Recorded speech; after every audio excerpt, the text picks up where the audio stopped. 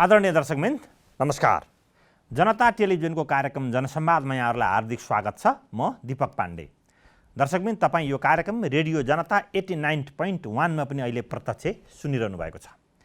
आदरणीय दर्शक तथा श्रोतावृन्द, अहिले मुलुकमा सत्तारूढ नेपाल कम्युनिस्ट पार्टी नेकपाका वरिष्ठ नेता तथा पूर्व प्रधानमन्त्री झलनाथ खनालको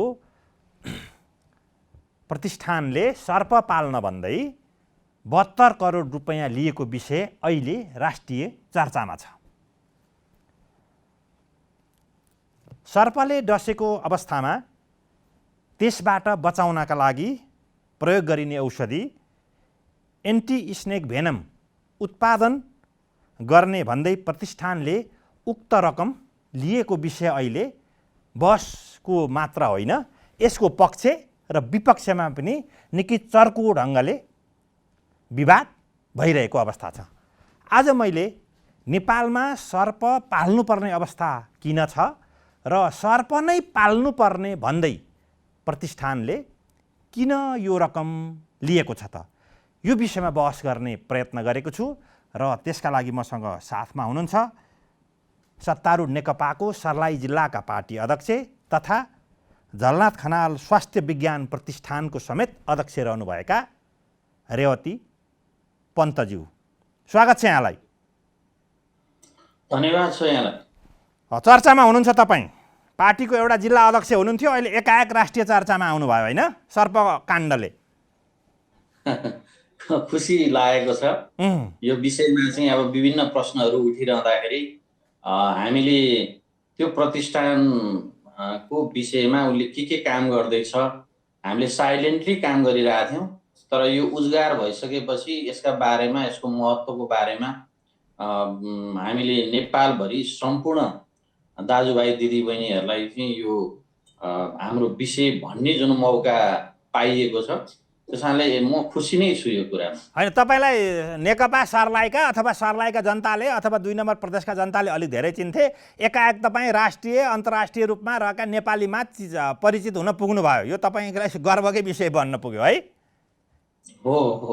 अनि तपाईँले यो नि एउटा कुरा अचम्म चाहिँ मलाई के लाग्यो, मलाई आफूलाई पनि झलनाथ खनाल ज्यू चाहिँ इलामको हुनुहुन्छ, तपाईँहरू सर्लाहीको हुनुहुन्छ, झलनाथ खनालको नाममा प्रतिष्ठान तपाईँहरूले चाहिँ जीवित अवस्थामै खोल्नु भएको छ र त्यो पनि नेपालमा कसैले नगरेको सर्प पाल्नु भएको छ। यो अवस्थामा चाहिँ तपाईँहरू किन पुग्नुभयो? अनुदान लिन मात्रै हो कि यसका कुनै परिणाममुखी अरू कामहरू छन्?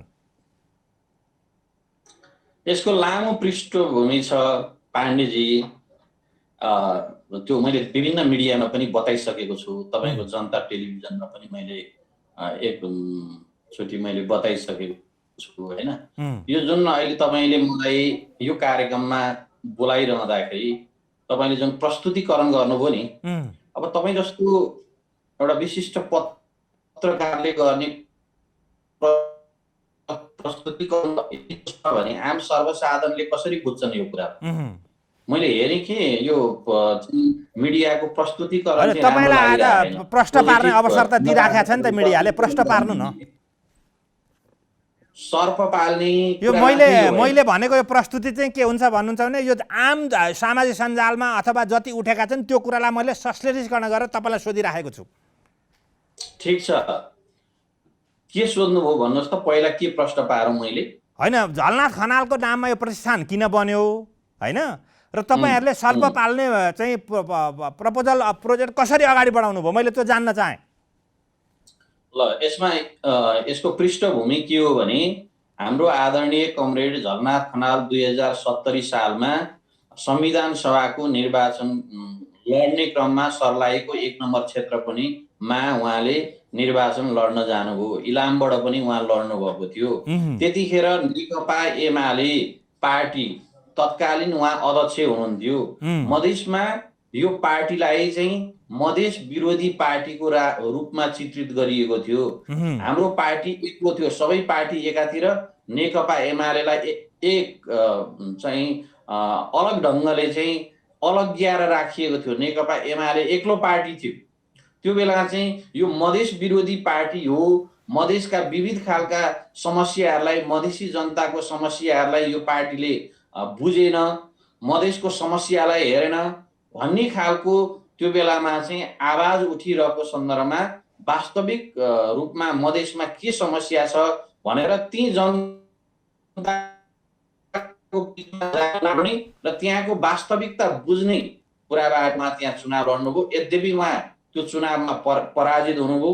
उहाँले भोट माग्ने दौरानमा 14 दिन 15 दिन जति सर्लाएको त्यो 1 नम्बर क्षेत्रमा हरेक ठाउँको घर दैलोमा उहाँ पुग्नुभयो, जनताको घर दैलोमा त्यहाँको वास्तविक परिस्थितिको बारेमा उहाँले बुझ्नुभयो, त्यहाँको आवश्यकताको बारेमा बुझ्नुभयो र उहाँ राष्ट्रिय व्यक्तित्व पनि भएको कारणले यो चाहिँ प्रदेश नम्बर 2 मात्र नभएर मधेसको 22 जिल्ला जहाँ वर्षेनी 2500 मान्छे सर्पले टोकेको कारणले मर्छन् र कति त अपाङ्ग हुन्छन्, प्यारालाइसिस हुन्छन् है।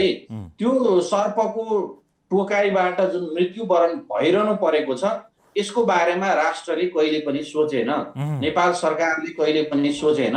मधेसी जनताको यो एउटा ठुलो इस्यु हो भनेर मधेसी जनताले उहाँलाई भनिरहेको अवस्थामा त्यो कुरालाई उहाँले गम्भीर रूपमा लिनुभयो र त्यो गम्भीर रूपमा लिसकेपछि अब नेपालमा सरकारले नै यो चाहिँ एन्टी भेनम प्रोडक्सन चाहिँ नेपालमा सम्भावना पनि छैन, आवश्यकता पनि छैन भनेर भनिरहेको अवस्थामा यो सम्भावना पनि छ, आवश्यकता पनि छ, यो गर्नुपर्छ भन्ने हिसाबले उहाँले एउटा परिकल्पना गर्नुभयो, एउटा सपना बोक्नुभयो। त्यो परिकल्पना, त्यो सपना साकार बनाउनका लागि अब कुन माध्यमबाट जाने त भनेर भन्दाखेरि हामीले अब चाहिँ विदेशहरूमा पनि प्रचलन छ।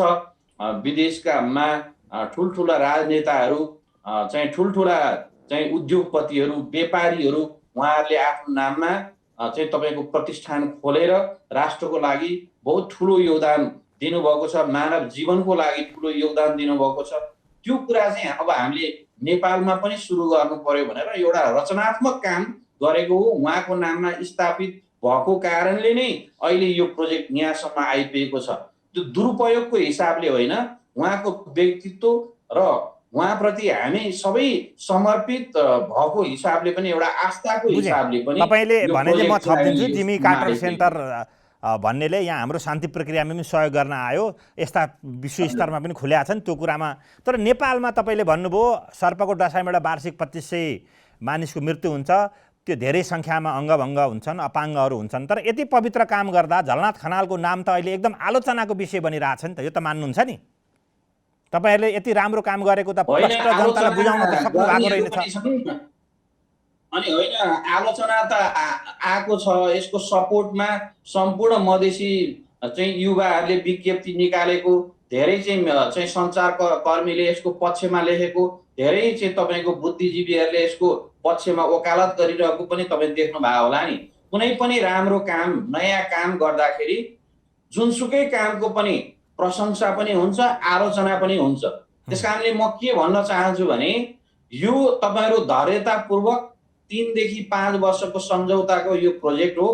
अब हामी 5 वर्षभित्र आफ्नै उत्पादन, एन्टी भेनम उत्पादन गरेर तपाईँको मधेसी जनताहरू, विशेष गरी तराई क्षेत्रमा जुन सर्पदंशबाट एउटा कहाली लाग्दो स्थिति जुन छ, सधैँ त्रासमा जो मधेसी जनताहरू बाँचिरहेका छन्, त्योबाट हामी मुक्ति दिलाउने ठाउँमा अब 5 वर्षमा पुग्छौँ। अब 5 वर्षपछि तपाईँले सोध्नुहोस् न मलाई, के भयो पन्तजी, रेवतीजी, यो तपाईँको सपना कहाँ पुग्यो, के गर्दै हुनुहुन्छ भनेर अब 5 वर्षमा तपाईँ हेर्नुहुन्छ। तर कतिपय विश्लेषकहरू चाहिँ के भन्छ भने नेपालमै सर्प को उत्पादन गरेर, सर्प चाहिँ पालेर त्यसको चाहिँ औषधि उत्पादन गर्नुभन्दा विदेशबाट आयात गर्नै सस्तो हुन्छ। त्यसकारण यो परियोजना चाहिँ अब उद्देश्य पवित्र भए पनि यो पछि मुलुकले धान्नै नसक्ने परियोजनाका रूपमा चाहिँ यो अङ्कित हुन जान्छ भन्ने खालको एङ्गलबाट पनि कतिपयले विश्लेषण गरिरहेका छन्, तर्कहरू दिइरहेछन्। के भन्नुहुन्छ तपाईँ? होइन, अब विश्लेषण त अब स्वयं सरकारले नै यसको आवश्यकता छैन, यो सम्भावना छैन भनेर भनिएको र अब कसरी सस्तो पर्छ, यो फेरि सस्तो र महँगोको पनि विषय होइन। एक त महँगै पर्छ, वार्षिक तपाईँ 8 करोडको आयात गर्नुहुन्छ यो भेनम। एक त त्यो यो 72 करोडको प्रोजेक्ट हो भनेपछि त यो विगत कति वर्षदेखि चाहिँ हामी धेरै वर्षदेखि त आयात नै गरिरहेको छौँ। कति नेपालको खर्च होला तपाईँ हिसाब निकाल्नुहोस्। 72 करोडमा मात्रै तपाईँहरू हेर्नुहुन्छ। कहिलेदेखि चाहिँ भारतबाट चाहिँ यो आयातित हुन्थ्यो, अहिलेसम्म कति खर्च भयो भन्ने डाटा एकचोटि हेर्नुहोस् होइन। यो चाहिँ तपाईँको स्थापना पहिला नै गरिसक्ने यो प्रोजेक्ट सञ्चालन गर्ने पैसा त खर्च भइसक्यो हेर्नुहोस्। अब हामीले उत्पादन गर्न थालेको एउटा त्यो क्वालिटी कुरा हो। अर्को कुरा के छ भने हामी भारतसँग परनिर्भरताको पनि यो कुरा हो। यो राष्ट्रियतासँग पनि जोडिन्छ, यो पैसासँग मात्रै जोडिने विषय होइन। नेपालीहरूको गौरवको विषय पनि यसमा जोडिन्छ। हामी नेपालीहरू के कुरामा गौरव गर्ने? हाम्रा गोर्खालीहरूले चाहिँ भारतमा गएर लड्थे, गोर्खालीहरू कुकुरी चलाउन बन्दुक चलाउन सिपालु छन् भन्ने त्यही गर्व गर्ने हो कि हामी चाहिँ आफ्नो निर्भरता सबै कुरामा हामी परनिर्भरताबाट मुक्ति चाहिँ हुने हो। पर जब हामी वैदेशिक परनिर्भरतामा हामी सम्म रहन्छौँ, नेपालीहरूको शिर ठाडो कहिले पनि हुँदैन। हामी सधैँ थिचिनुपर्छ, हामी सधैँ हेपिने पर्छ। त्यस कारण यो भेनम भनेको अरू मुलुक ल्याएर हुँदैन। तपाईँ भारतको विकल्पमा चाइना अथवा अन्य मुलुकहरू विदेशी मुलुकहरूबाट चाहिँ यो भेनम आयातित हुन सक्दैन। त्यो भेनमले काम गर्दैन, हाम्रो भारतबाटै ल्याउनु पर्छ। र अहिले यो भेनम आइरहँदाखेरि पनि WHO को सिफारिसमा आएको छ। त्यो WHO को सिफारिसमा किन आयो भन्दा त्यहाँको पशु अधिकार कर्मी मेनुका गान्धीले त्यहाँको सर्वोच्च अदालतमा तपाईँको पशु अधिकारको हिसाबले घोडाहरू मरे भनेर उहाँले रिट हाल्नुभयो। त्यहाँको सर्वोच्च अदालतले के फैसला गर्यो भने मानव बचाउने पहिलो काम हो, पशुभन्दा पनि दोस्रो पशुको कुरा हो। त्यसकारणले आफ्नो मुलुकका नागरिक बचाउनको लागि मात्रै उत्पादन गर्नु, अन्य मुलुकमा चाहिँ यो पैठारी नगर्नु भनेर त्यहाँको सर्वोच्च अदालतले फैसला गरेको छ। त्यही कारणले WHO को सिफारिसमा अहिले हामी त्यहाँबाट भेनम ल्याइरहेका छौँ। र त्यो भेनम पनि क्वालिटीको छैन, त्यो एउटा पोली भेनम हो। त्यो 8-10 प्रकारको सर्पको पोइजनबाट त्यो बन्ने भएको हुनाले धेरै भाइल एउटा व्यक्तिलाई एउटै भाइल लगाउँदाखेरि ठिक हुने मोनो भेनम हामी बनाउँदैछौँ। त्यो नभएर यो पोली भेनम हो। यसले चाहिँ तपाईँको चाहिँ एक भाइल लगाउनु पर्ने ठाउँमा 100 भाइल पनि एउटा व्यक्तिलाई खपत भएको छ। म आफै पनि सर्पले टोकेको व्यक्ति हुँ, मलाई पनि मेरो शरीरमा पनि 40 भाइल लगाइयो। त्यसको साइड इफेक्टहरू मेरा नसाहरू चाहिँ कमजोर, मस्तिष्कहरू चाहिँ कमजोर त्यसले गराएको छ। त्यस कारणले यो कुरा पनि हेर्नु पर्यो। भरमेजी यो विषयलाई चाहिँ मानवीय ढङ्गले चाहिँ बुझिएन भन्ने तपाईँको गुनासो रह्यो? मानवीय ढङ्गले पनि बुझिएन र यसलाई राष्ट्रियताको गौरवको विषयको रूपमा पनि बुझिएन। अब तपाईँ भन्नुहोस् न, तपाईँको बाघले चितुवाले चिथर्यो अनि मान्छे मार्यो, अनिखेर तपाईँको भालुले चिथर्यो मान्छे मार्यो भनेर तपाईँको बाघ भालुले मान्छे मारेको कुरा मिडियामा आउँछ है। तपाईँको चाहिँ अब तपाईँको कहिलेकाहीँ झाडा पखाला हुन्छ, 50 जना फलानु ठाउँमा फलानु गाउँमा झाडा पखालाबाट मरे, त्यहाँ चाहिँ डाक्टरहरूको चाहिँ ओइरो जान्छ, त्यो राम्रै कुरा हो, मैले यसको विरोध गरे आएन। अब बाढीबाट चाहिँ तपाईँको यति मान्छे 150 जना 200 जना मरे फलानु ठाउँमा, त्यहाँ चाहिँ हाहाकार हुन्छ होइन। तपाईँको पहिरोबाट चाहिँ फलानु ठाउँमा पहिरोबाट यति मरे भन्ने हाहाकार हुन्छ। तपाईँ भन्नुहोस् त, मधेसमा सर्पले डसेर वर्षेनी 2500 मान्छे मरिरहेछन्, त्यसको बारेमा काहीँ सोधी खोजी त्यो आतंकको बारेमा अहिलेसम्म सरकारले सोचेको छ? अथवा मधेसका कुनै पनि मधेसी चाहिँ नेताहरू जसले चाहिँ मधेसी जनताको आफूलाई हिमायती ठान्छन्, मधेसी जनताको चाहिँ भविष्य भाग्य र भविष्यको फैसला गर्ने हामी हौँ भनेर ठान्छन्, यत्रो चाहिँ तपाईँको सर्पदंशबाट सर्पको डसाइबाट मधेसी जनताहरू मरिरहेका छन्, आतंकित छन्। कुनै पार्टीले कुनै नेताले सोच्यो एकचोटि चुनाव लड्न कमरेड झलनाथ खनाल त्यहाँ जानुभएको, यो विषयलाई ठुलो एउटा चाहिँ रूपमा लिएर यो राष्ट्रको एउटा ठुलो समस्या हो, यो गर्नुपर्छ भनेर जुन उहाँले सपना पाल्नुभयो, त्यो चाहिँ के अपराध गर्नुभयो उहाँले? अब मलाई एउटा भनिदिनुहोस्, यसको पृष्ठभूमिमा प्रदेशको कोही आयोजना हो, यो सङ्घीय सरकारको के हो, स्थानीय तहको भूमिका के हो? मलाई यो विषयमा अलिकति प्रश्न पारिदिनुहोस् न त।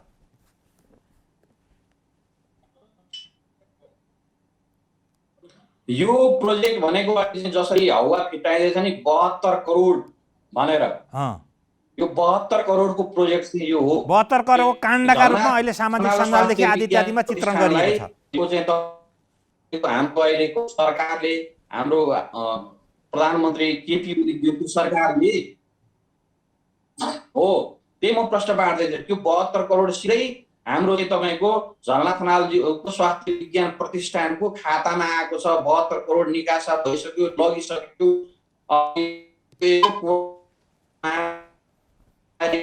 नेताको नाममा जाने भन्ने हिसाबले म तपाईँलाई प्रश्न के पार्न चाहन्छु भने यो त चाहिँ नम्बर 2 सरकार नगरपालिका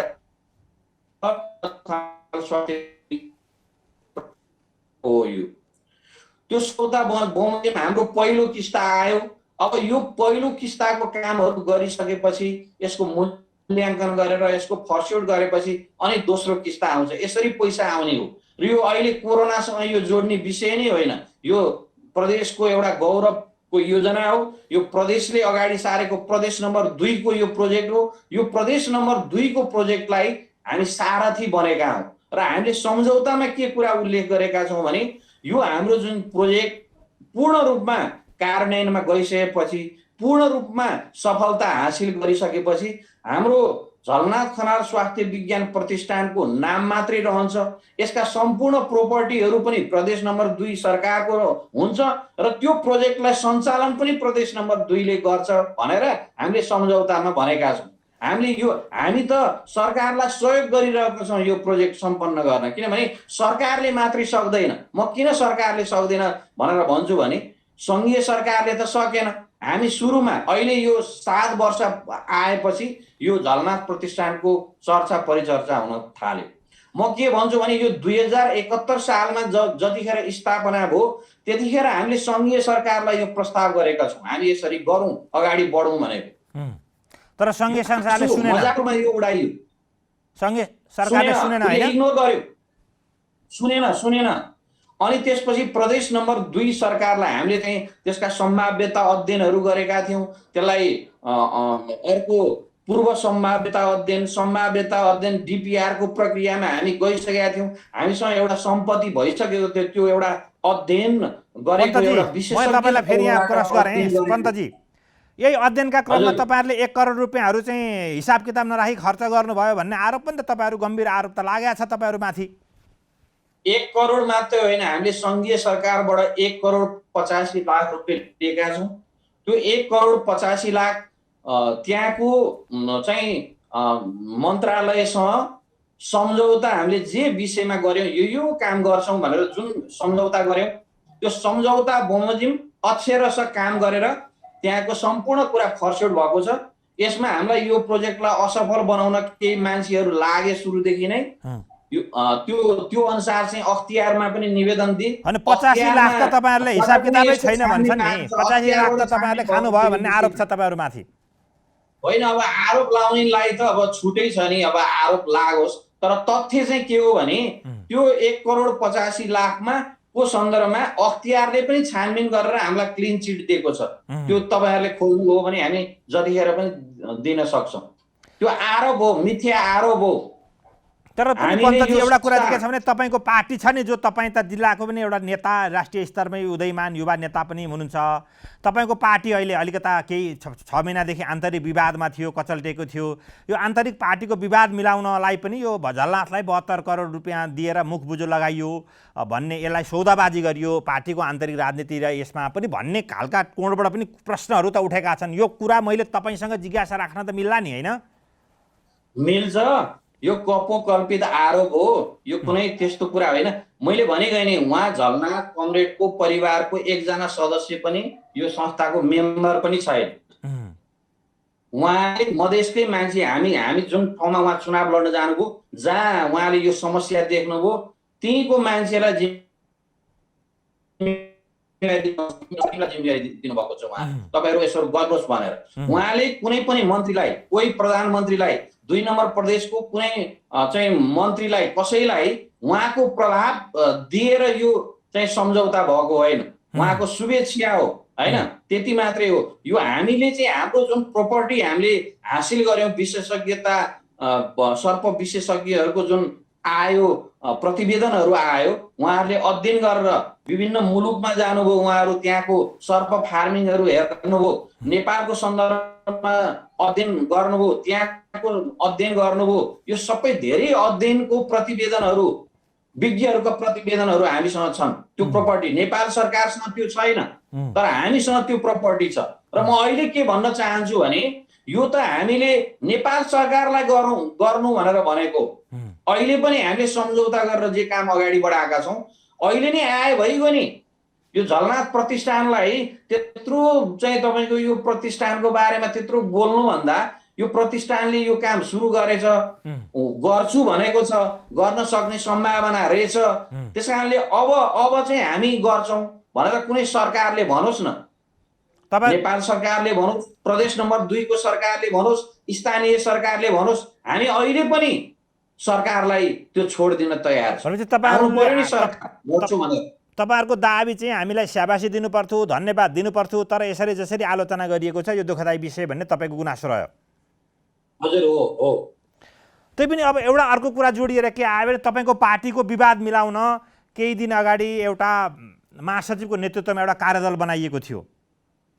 त्यो कार्यदलले पार्टीका विभिन्न नेताहरूका नाममा, जीवित अथवा स्वर्गीय नेताहरूका नाममा खुलेका प्रतिष्ठानहरूले समानान्तर गतिविधि सञ्चालन भएका, त्यसकारण पार्टीलाई समस्या सिर्जना भएको रे। यो चाहिँ बन्द गर्ने, यसलाई चाहिँ यसको भूमिका नियन्त्रण गर्ने खालको सुझाव दिएको भन्ने कुरा बाहिर आएको। यो सन्दर्भमा फेरि तपाईहरू सशक्त ढङ्गले अगाडि बढाउँदा यो चाहिँ अलिकता नमिल्ने कुरा जस्तो पनि त देखियो नि, हैन र? पार्टीको एउटा धारणा र तपाईँहरूको धारणा बीच यहाँ सुन्नु, नेताहरूको नाममा जुन प्रतिष्ठान छ, पार्टीले सञ्चालन गरिरहेको प्रतिष्ठान छ, त्यसका विषयमा धेरै कोणबाट कुराहरू उठेका छन्। त्यो पार्टीको आन्तरिक जीवनमा एउटा चाहिँ गुटबन्दी गर्नका लागि यो खोलिएको हो, त्यस्तो देखियो पनि, हामीले भोयौँ पनि। विभिन्न चाहिँ प्रतिष्ठानहरू, दिवंगत नेताहरूको प्रतिष्ठानहरूले त्यस्ता गतिविधि गरे। तर उहाँ त झलनाथ कमरेड त जिउँदै हुनुहुन्छ नि, उहाँले त त्यो गुटबन्दी, झलनाथ खनाल कमरेडले यो पार्टीभित्र कहिले गुटबन्दी गर्नु भएन, कहिले उहाँले चाहिँ तपाईँको आफ्नो गुट बनाउनु भएन। उहाँ पार्टी अध्यक्ष हुँदाखेरि पनि, उहाँले आफू शक्तिमा हुँदाखेरि पनि त्यस्तो गुटबन्दीको काम कहिले पनि गर्नु भएन। जब पार्टीमा गुटबन्दी मौलाउँछ, जब पार्टीमा गुटबन्दीका कारणले पार्टी विभाजनको तहमा पुग्छ, पार्टी छिन्न भिन्न हुने एउटा पार्टीमा जब नेतृत्वको सङ्कट पर्छ, त्यो बेला कमरेड झलनाथ खनाल कमरेडलाई खोजिन्छ। तपाईँ 2039 साल 43 सालतिरको नेतृत्वको त्यो इतिहास हेर्ने हो भने झलनाथ खनालजीले पार्टी अप्ठ्यारोमा पार्नु भएका, पार्टी अप्ठ्यारोमा परेको बेला नेतृत्व सम्हाल्नु हुन्छ नि। जहिले पनि सङ्कट परेको बेला पार्टीमा जब नेतृत्वको सङ्कट खडेरी पर्छ त्यतिखेर त उहाँले नेतृत्व दिनु भएको छ नि यो पार्टीलाई। अनि त्यो दृष्टान्त छ। तर मलाई यति भनिदिनु त, विवादमा परेका अरू सङ्घ संस्था प्रतिष्ठानहरू भन्दा यो के कुरामा चाहिँ पृथक छ त? त्यो चाहिँ भनिदिनुहोस् त मलाई, जनताले बुझ्ने गरी। अरूप्रति धेरै एकदम आकाश जमिनको भिन्नता छ। अरू दिवंगत नेताहरूको प्रतिष्ठानले के गर्छ त भन्दाखेरि वार्षिक रूपमा उहाँहरूको स्मृतिमा वृक्षारोपणको काम गर्छ, वैचारिक कुराहरू चाहिँ गर्छ, चाहिँ विभिन्न खालका रचना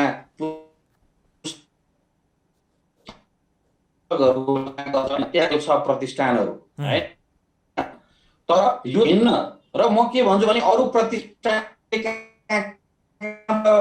यो सहायताले यो प्रतिष्ठानले अहिलेसम्म पार्टीको पहुँचबाट, पार्टीको सिफारिसबाट कुनै पनि 1 रुपैयाँ पनि लिएको छ भने मलाई पुष्टि गरिदिनुहोस्। अनि यो प्रतिष्ठानले अन्य प्रतिष्ठानसँग जोडेर यो प्रतिष्ठानलाई यति, त्यो प्रतिष्ठानलाई यति भनेर जुन अफवाह आछ नि अरू प्रतिष्ठानको विषयमा, मैले भन्नु केही छैन। जसले जुन प्रतिष्ठानको नेतृत्व गर्नुहुन्छ उहाँहरूलाई सोध्नु होला, उहाँहरूले भन्नु होला। मैले टिप्पणी गर्नु पनि मलाई केही पनि छैन। तर म झलनाथ प्रतिष्ठानको अध्यक्षको हैसियतले म के भन्न चाहन्छु भने पार्टीका नेता, मन्त्री, प्रधानमन्त्रीको सिफारिसमा उहाँहरूलाई भनेर यो संस्था चलाउनको लागि 1 रुपैयाँ लिएको प्रमाणित गरिदिनुहोस्। यो त हाम्रो टिम, म लगायतका हाम्रा टिमका व्यक्तिगत सम्पत्ति यसमा लगानी छ। घडेरी बेचेर यो संस्था जीवित राख्नको लागि 2071 सालदेखि 75-76 सम्म यो संस्थालाई जीवित राख्न, यसका काम गर्नको लागि हाम्रा साथीले आफ्ना घरबारीहरू बेचेर यो संस्थालाई यहाँ ल्याउनु भएको छ। ल एक पैसा पनि लिएको प्रमाणित गरिदिनुहोस् त तपाईँहरूले। होइन मैले माने, तर तपाईँले मलाई एउटा कुरा भनिदिनुहोस्, ठिक छ तपाईँहरूले यसमा त्याग गर्नुभएको छ, तपस्या गर्नुभएको छ, त्यसमा मेरो तपाईँहरू बनाउनु शुभकामना छ, तर पनि राज्य कोषबाट यत्रो सम्पत्ति तपाईँहरू लाँदै हुन्छ, यत्रो रकम लाँदै हुनुहुन्छ, तर त्यो नेकपाका नेता कार्यकर्ताहरूको मात्रै एकल स्वामित्वमा रहेको संस्थाले लगाएको कारण पनि अरूले अपनत्व चाहिँ यसमा दिन नसकेको कुरा त मान्नुहुन्छ नि तपाईँ। यसलाई के यो के भन्नुहुन्छ यो विषयमा? अब के छ भन्दाखेरि यो संस्थामा हाम्रो विशेषज्ञहरू पनि यसको मेम्बर हुनुहुन्छ र अब यसलाई हामी विस्तार गर्दैछौँ। यो त अहिले भर्खर चाहिँ तपाईँको देखा परेको संस्था हो नि। हामीले चाहिँ के चाहन्थ्यौँ हामी भने यो संस्थाले जुन गर्नुपर्ने मसिनो ढङ्गले काम गरिरहेको थियो, यो देखाउने कुरा चाहिँ यसमा के हुँदैन कि अहिलेसम्म मानव तपाईँ प्रश्न गर्न सक्नुहुन्छ नि, आएर एकैचोटि बढेर आएपछि मात्रै यो क्रियाशील भएको संस्था होइन नि। यो एकदेखि नै काममा छ। यसको काम भनेको त कुनै देखिनै हुँदैन। देखिनै कतिखेर हुन्छ भने जब सर्पहरू नाच्न थाल्छन्, सर्पबाट जब प्रोडक्सन सुरु हुन्छ, जब हाम्रो बिल्डिङहरू बन्छन्, जब विदेशी टेक्निसियनहरू आउन थाल्छन्, विदेशी विशेषज्ञहरू आउन थाल्छन्, होइन, जब हाम्रो चाहिँ तपाईँको भेनम उत्पादन हुन थाल्छ, त्यहाँनिर जब अनि देखिन थाल्ने कुरा हो। अहिलेसम्म त हामी खालि रिसर्चकै काम गऱ्यौँ, होइन, अध्ययन अनुसन्धानकै काम गऱ्यौँ। त्यसैले त्यो अनुसन्धानका कागज त अरूले हेर्ने कुरा होइन, त्यो देखाउँदै हिँड्ने कुरा पनि होइन। पन्तजी एउटा निश्चित सङ्ख्यामा त्यो देखिन्छ। पन्तजी तपाईँले अनुसन्धान, मैले भनेकै नि, यो कमरेड झलनाथ खनाल कमरेडको कोही पनि परिवारको सदस्य हुनुहुन्छ त? यो मधेसकै साथीहरू यसमा मेम्बर हुनुहुन्छ, मधेसी साथीहरू यसमा मेम्बर हुनुहुन्छ। यसलाई अब जब हामी अझ पसन्द आउँछ यसलाई विस्तार हामी गर्छौँ। तपाईँ आउनुहोस् न, यो बहुत राम्रो प्रोजेक्ट रहेछ, म के योगदान दिन सक्छु यो प्रोजेक्टको लागि, मलाई पनि मेम्बरसिप दिनुहोस् भनेर तपाईँ जस्तो व्यक्ति आउनुहोस् न। सञ्चारकर्मी पनि हामीलाई चाहियो, सकारात्मक प्रचारक पनि हामीलाई चाहियो। तपाईँ पनि मेम्बर बन्नु सक्नुहुन्छ। होइन एउटा कुरा चाहिँ के छ भने पहिला तपाईँले यो कमरेड झलनाथ खनालको ड्रिम भएको हुनाले, सपना भएको हुनाले, उहाँको नामको प्रतिष्ठान भएको हुनाले तपाईँले उहाँलाई श्रद्धा गरेको व्यक्ति हुनुपर्छ। झलनाथ कमरेडलाई मान्ने, श्रद्धा गर्ने जो कोही व्यक्ति विभिन्न क्षेत्रमा रहन, सञ्चार माध्यममा रहनुहुने व्यापारी, बुद्धिजीवी, आम नागरिक, होइन, जुनसुकै ठाउँमा रहने साथीहरूले पनि म यसको मेम्बर बन्छु भनेर आउँदाखेरि कोही प्रतिबन्धित हुनेवाला छैन। तपाईँ करिब 7 वर्षदेखि यो अभियानमा हुनुहुन्छ। अब तपाईँले अहिले अध्ययन अनुसन्धानको क्रममा हुनुहुन्छ तपाईँहरू। यो प्रोजेक्ट नेपालमा असफल हुने सम्भावना पनि त होला नि, होइन र? कि छैन? त्यो चाहिँ छैन सम्भावना। असफल कसै हुने? विज्ञ सफलता देखाएका छन्, हामीलाई प्रतिज्ञा देखाएका छन्। प्रतिज्ञाको बाटोबाट हामी अगाडि बढेका छौँ र त्यो सफलता छुम्नका लागि मध्य भागमा हामी आइपुगेका छौँ। अनि कसरी यो संसारमा अरू सबै मुलुक हुने, चीनमा हुने, हङकङमा हुने, थाइल्यान्ड, अस्ट्रेलिया हुने, मलेसियामा, गल्फ कन्ट्रीहरूमा हुने, अनि नेपालमा चाहिँ नहुने? नेपालीहरूले चाहिँ यो कुरा नसोच्ने, चाहिँ तपाईँको परनिर्भरतामा खालि अब चीनमा जुत्ता बनिहाल्छ, तपाईँको लगाउने लुगा चीनमा यहाँ किन उत्पादन गर्नु, खानेकुरा स्याउ सुन्ता अङ्गुरहरू पनि आइहाल्छ, किन नेपालमा उत्पादन गर्नु? जे पनि अन्तबाट किन्ने, पैसा अन्त पठाउने, अनि के को राष्ट्रियता, के को स्वाभिमान, अनि कुरा ठुल्ठुलो राष्ट्रियताको गरेको छ। आत्मनिर्भर हुनु पर्यो नि हामी सबै कुरामा, होइन? स्वावलम्बनका हिसाबले पनि हेर्नु पर्यो भन्ने तपाईँको आग्रह रह्यो होइन त पन्तजी? हो। भनेपछि अब तपाईँ यहाँ आज यो कार्यक्रमपछि मैले तपाईँसँग सर्प चाहिँ रेवती पन्तजीको नेतृत्वमा रहेको झलनाथ खनाल स्वास्थ्य विज्ञान प्रतिष्ठानले आजका मितिबाट भेनम उत्पादन गर्यो भन्ने समाचार कति समयभित्र तपाईँ यहाँ प्रसारण गरेर तपाईँको अन्तर्वार्ता लिन पाउँछु? अब मलाई त्यो कुरो भनिदिनुहोस्। हामी कार्यक्रमको अन्तिममा आइसक्यौँ। हामीले तपाईँको प्रोजेक्ट नै 3 देखि 5 वर्षभित्र भनेर भनेका छौँ। यो 72 करोडभित्र हामीले गर्ने के हो भने अब हामीले जग्गा खरिद गरिसक्यौँ। अब त्यो जग्गामा अत्याधुनिक चाहिँ भवनहरू बन्छ, जुन भवन एउटै कम्पाउन्डभित्र हाम्रो भवनहरू रहन्छ। अब हाम्रो 5-7 दिनपछि म तपाईँलाई त्यसको एउटा डकुमेन्ट्री दिन्छु। त्यो जग्गा कस्तो भवनहरू बन्छ के बन्छ त्यो सबै कुरा गभर्मेन्टली अब हाम्रो 5-7 दिन त्यसपछि म तपाईँलाई दिउँला, तपाईँले प्रसारण गर्नुहोला। म के भन्छु भने अब 5 वर्षभित्र हाम्रो नेपालको प्रजातिको हाम्रो चाहिँ तपाईँको झलनाथ खनाल स्वास्थ्य विज्ञान प्रतिष्ठानको जुन अहिले एन्टी भेनम प्रोडक्सनको जुन हामी काम गर्दैछौँ लालबन्दी 1 मा, त्यहाँ भेनम बन्न थाल्छ र त्यो भेनम नेपालमा प्रयोग हुन थाल्छ। कसैले भाँडेन, कोही दुश्मन लागेन भने 5 वर्षभित्र हाम्रो स्वदेशकै हाम्रै उत्पादन चाहिँ सुरु हुन्छ। तपाईँ यसरी मसँग सोध्न सक्नुहुन्छ। भनेपछि तपाईँहरू आर्थिक पारदर्शिता सहित भोलि चाहिँ नि कुनै अनियमितता नगरिकन यो काम सम्पन्न गर्नुहुन्छ हैन त? एकदम अनियमित। यो कसरी अनियमित हो सोच्नै सकिँदैन। यो संस्था बाट केही ल्याउला खाउला भनेर होइन, आफ्नो प्रोपर्टी लगाइएको छ यो संस्थामा। यो संस्था चाहिँ घरको नुन तेल चलाउनको लागि, दैनिकी चलाउनको लागि यो संस्था होइन। यो चाहिँ एउटा लोकतान्त्रिक आन्दोलनका सम्वाहक, कम्युनिस्ट आन्दोलनका सम्वाहक, पूर्व प्रधानमन्त्री अत्यन्त शालीन शिष्ट सभ्य, त्यति शिष्ट त्यति गहिरो अध्ययन भएको नेता नेपालमा छन्? हेर्नुहोस् न, देखाउनुहोस् न। त्यस्तो व्यक्तित्वको नाममा गठन भएको संस्थाले यस्तो चाहिँ आर्थिक अपारदर्शिता गर्ने कल्पना पनि गर्न सक्दैन। त्यसो भए अब तपाईँहरूले झलनाथ खनालको नाम सुबास गर्नुहोस्, शुभकामना दिउँ त म। राम्रोसँग दिनुहोस्। तपाईँको शुभकामना म ग्रहण गर्छु। तपाईँको शुभकामना दिने त्यो चाहिँ तपाईँको पवित्र त्यो अनुहारलाई 5 वर्षपछि एन्टी भेनम सहित छेउमा राखेर मैले अन्तर्वार्ता लिन पाऊँ है त? ल, तपाईँलाई मेरो शुभकामना छ। Thank you. ल, धन्यवाद कार्यक्रममा जोडिनु भयो त्यसका लागि। हस्, धन्यवाद। आदरणीय दर्शकमित्र, तपाईँहरूलाई पनि धन्यवाद छ कार्यक्रम हेरिदिनु भयो। आजलाई हामी कार्यक्रमबाट बिदा चाहन्छौँ। तपाईँ जनताद्वारा जनताका लागि प्रसारित जनता टेलिभिजन हेरिरहनुहोस्। नमस्कार।